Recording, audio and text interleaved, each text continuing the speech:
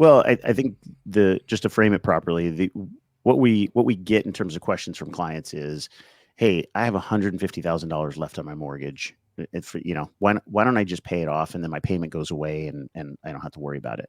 And there are different, again, you talk about trade-offs all the time. There are definitely trade-offs, but what happens at the tail end of a mortgage, with a typical amortized, let's say 30-year mortgage is, and a lot of people, I'm not breaking any news to anybody.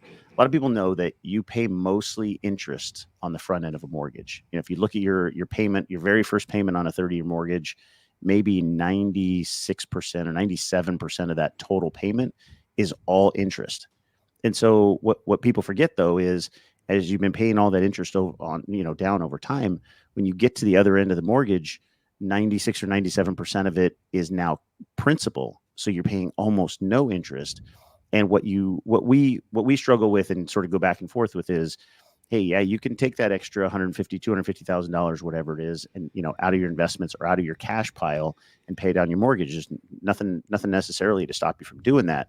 But from a what is wise financially standpoint question is, with rates as high as they are on cash, and given that you are probably locked in at a fairly low interest rate at the very beginning, and the fact that you're just not paying very much interest now, the cost, the opportunity cost of taking that cash and putting against your mortgage and not having a payment, although seems like you can sleep well at night, I'll remind people you still have to pay property tax and your PG&E bill or energy bill and all the other things that go along with it. You still don't own the house. You never own it. The old paid off house. I don't know anybody that can just stop making any payments toward their house. There's always something, but from a relative size, from a cash flow standpoint, for a lot of people, it's not a big issue.